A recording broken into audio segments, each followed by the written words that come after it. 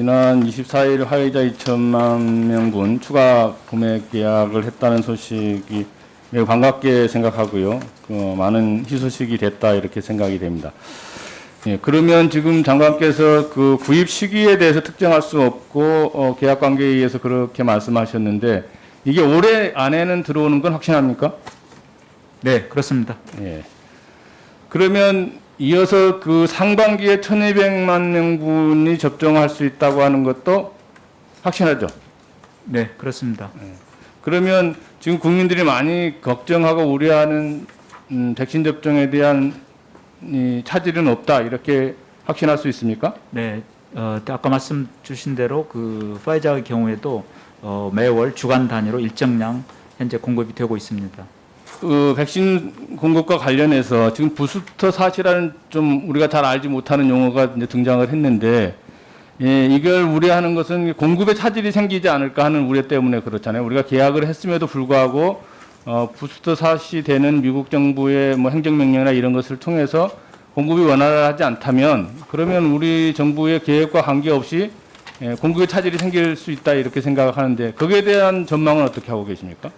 현재 저희가 전 국민 전체의 2배에 해당하는 1억 명분을 확보를 한 이유는 이제 공급에 대한 대비도 있지만 그런 부스터샷에 대한 대비도 포함이 되어 있는 상황입니다. 그래서 그런 부분들과 변수는 변이 바이러스를 대응하기 위한 부스터샷인데요. 그 부분은 좀 더 변이 바이러스의 유행 그 양상이나 또 백신이 변이 바이러스에 대해서 어느 정도 효과를 보이는지 등등을 평가하면서 전략을 수립하고 있는 그런 상황입니다. 어쨌든 국민들이 걱정하는 언제 맞을 수 있냐, 또 언제 들어올 거냐, 어떤 백신을 맞을 거냐 이런 불신이 해소될 수 있도록 만전을 기해 주시기 부탁드리겠습니다. 관련해서 지금 이 아스트라제네카 백신 관련한 그리고 안센 백신의 희귀 혈전 논란이 계속 진행 중에 있는데 이게 이제 백신이 워낙 짧은 시간에 개발되다 보니까 이런 문제들을 안고 있는 건 사실이고요. 그런데 현재 우리나라의 경우는 이게 희귀혈전이 발생된 건 없죠. 네, 현재까지 그 유럽 EMA나 미국에서 얘기하는 희귀 혈전증이라는 것은 혈소판 감소를 동반한 희귀 부의 혈전증을 얘기하는데요. 아직까지는 우리나라에서 그렇게 확인된 사례는 현재는 없습니다. 그러면 이제 청장 입장에서 국민들에게 이게 백신에 대한 오해와 불신을 해소시켜야 될 텐데 그러려면 이 아스트라제네카 백신이 안전성이 충분히 담보되어 있다. 현재 아스트라제네카 백신인 경우에는 영국에서 이제 가장 많이 한 2천만 명 이상 접종을 했는데 100만 명당 한 5명에서 8명 정도의 희귀혈전증이 보고가 되었고요.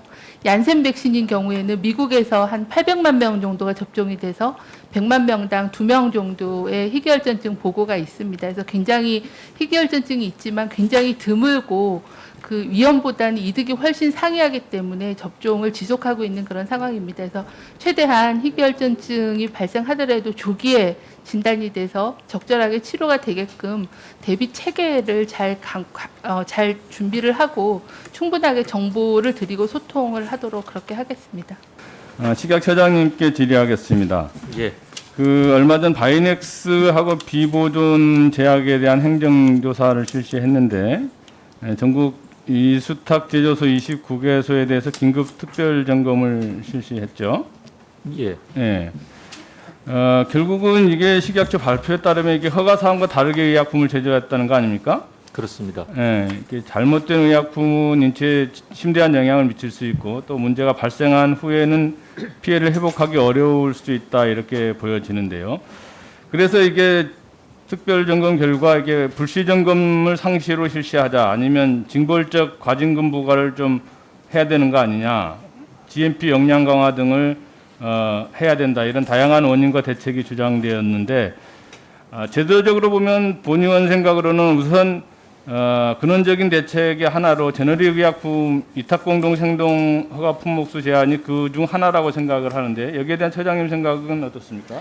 예, 말씀 주신 대로 그 뭐 감시를 강화하고 GMP 역량을 높이는 노력도 중요하지만 제도적으로 이 제네릭 약품 관리가 좀 방만하게 움직일 수 있는 이런 제도적인 여건을 변화시키는 것이 매우 중요하다라고 보고 있습니다.